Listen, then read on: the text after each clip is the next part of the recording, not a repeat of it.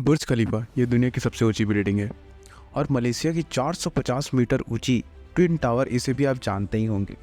इन्हें सैमसंग ने बनाया है, जो शुरुआत में तो नूडल्स, फिश और सब्जी बेचा करती थी, लेकिन आज यह company fighter jet, ship, tanks, electronics के अलावा इंश्योरेंस, फाइनेंस और केमिकल जैसे अलग अलग सेक्टर में भी काम करती है। हालांकि हम में से ज़्यादातर लोग सैमसंग को मोबाइल, टीवी, फ्रिज और इलेक्ट्रॉनिक आइटम की वजह से ही जानते हैं।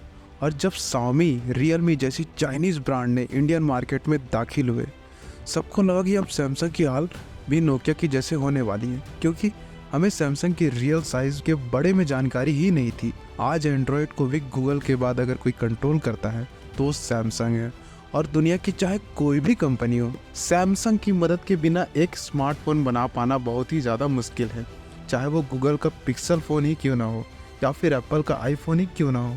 अब आप सोच रहे होंगे, नूडल्स, फिश, सब्जी बेचने वाली एक कंपनी इतना बड़ा बिजनेस एम्पायर कैसे खड़ा कर सकती है? कहानी बड़ी ही दिलचस्प है। सैमसंग के नाम ढेर सारी कंट्रोवर्सी है और अपने फास्ट एक्सपांसन के लिए उन्हें कई बार गलत रास्तों में भी होकर गुजरना पड़ा। चलिए सब कुछ डिटेल में जानते हैं इस वीडियो में। यह है ली बियान चुल, जो साउथ कोरिया के एक रिच फैमिली से बिलोंग करते थे और सिर्फ 28 साल की एज में सैमसंग ट्रेडिंग कंपनी की शुरुआत की। और आपकी जानकारी के लिए ये बता दो, कोरिया में सैमसंग का मतलब होता है 3 स्टार, 3 नंबर। 3 नंबर कोरिया में बिग स्टार और पावरफुल लोगों को शो करता है।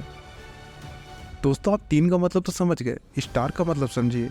स्टार का मतलब लॉन्ग लास्टिंग और आज बिग, पावरफुल और एवर लास्टिंग सैमसंग को डिस्क्राइब करने के लिए एक परफेक्ट शब्द है। लेकिन शुरुआत में ऐसा नहीं था। सैमसंग एक छोटी सी ट्रेडिंग कंपनी हुआ करती थी, जिसे धीरे धीरे अपने बिजनेस के पूरा साउथ कोरिया और आसपास के कुछ कंट्रीज में एक्सपांड कर लिया था। सियोल शहर में उनका एक हेड ऑफिस था। साल 1950 में नॉर्थ कोरिया से जब वॉर शुरू हुआ, तब तक उनका नाम साउथ कोरिया के टॉप 10 ट्रेंडिंग कंपनी में शामिल हो गया था। और दोस्तों, इस वॉर से ही सैमसंग की असली कहानी शुरू होती है। वॉर की वजह से उनको अपना बेस सियोल से भूषण शिफ्ट करना पड़ा और बिजनेस की हालत तो ऐसी थी कि सर्वाइवल करना मुश्किल हो गया था। एक्सपोर्ट करना तो दूर की बात, लोगों को खाने पीने के लिए चीज़ें भी नहीं मिल रही थी, सब इंपोर्ट पर डिपेंड थे। जैसे ही वॉर ख़त्म हुआ, डाइवर्सिफाई करने के लिए फैसला लिया गया। लोगों के लिए सस्ते प्रोडक्ट बनाने के लिए काम किए। कोरिया में शुगर केन का प्रोडक्शन काफ़ी बड़े स्केल पर होने लगा, इसलिए सैमसंग ने शुरुआत एक शुगर रिफाइनरी से ही की और उसके प्रॉफिट से ही टेक्सटाइल इंडस्ट्री में भी इंटर कर लिया, ताकि लोगों के लिए सस्ता कपड़े जरूर को पूरा किया जा सके। सैमसंग ने कोरिया का सबसे बड़ा बैलून मिनी स्टार्ट किया और कपड़े भी बनाने लगे। दोस्तों, सैमसंग की डाइवर्सिफिकेशन ने कंपनी को तो डूबने से बचा लिया था, लेकिन ली ने इस स्ट्रेटजी को और भी एग्रेसिवली फॉलो किया और करना शुरू भी किया। अलग अलग एरिया में अपने प्रॉफिट को इन्वेस्ट करने के लिए सैमसंग ने अपने कई डिपार्टमेंटल स्टोर भी खोले और इंश्योरेंस के लिए बिजनेस में भी एंटर कर गए। आज की डेट में सैमसंग कोरिया की सबसे बड़ी। ली बियान चुल साउथ कोरिया के रिचेस्ट बिजनेसमैन बन गए। फिर साल आया 1968, जब सैमसंग ने इलेक्ट्रॉनिक की भी फील्ड में उतरने का फैसला लिया और 1 साल के भीतर ही सैमसंग इलेक्ट्रॉनिक में अपना फर्स्ट प्रोडक्ट मार्केट में उतार दिया। वो था 12 इंच का एक ब्लैक एंड वाइट टीवी और अगले कुछ ही सालों में सैमसंग दुनिया की नंबर 1 टीवी मैन्युफैक्चरर बन गई। और इस सक्सेस ने सैमसंग को और भी इलेक्ट्रॉनिक प्रोडक्ट बनाने के लिए मोटिवेट किया। सैमसंग ने 1989 में माइक्रोवेव, 1980 में कंडीशनर, 1981 में कलर टेलीविज़न और 1983 में पर्सनल कंप्यूटर को भी लॉन्च कर दिया था। लेकिन उन्हें जल्द ही महसूस हुआ, इन सारे इलेक्ट्रॉनिक आइटम में छोटे छोटे पार्ट्स के लिए उन्हें किसी दूसरे कंपनी पर डिपेंड रहना पड़ता। इसलिए वह एक सेमीकंडक्टर कंपनी को ही खरीद लिए और अपने लिए खुद ही पार्ट्स बनाने लगे। फिर आगे अपने सेमीकंडक्टर चिप्स की प्रोडक्शन कैपेसिटी को बढ़ाकर इसे ग्लोबली एक्सपोर्ट भी करने लगे। आज एप्पल भी अपने फ़ोन में सैमसंग का ही मेमोरी चिप यूज़ करती है। इसके अलावा सैमसंग के कुछ डिवीज़न हैं जिनके बारे में जानकर आप शॉक हो जाएंगे। सैमसंग हैवी इंडस्ट्री दुनिया की लार्जेस्ट बिल्डर में से एक है। इनका एक दूसरा डिवीज़न भी है, सैमसंग कंस्ट्रक्शन और ट्रेडिंग, जो रोड, टनल, ब्रिजेस और काफ़ी बड़े बिल्डिंग प्रोजेक्ट्स पर काम करती है। और जैसा कि मैंने वीडियो में शुरुआत में ही कहा था, दुबई के बुर्ज खलीफा और मलेशिया के ट्विन टावर को सैमसंग ने ही बनाया था।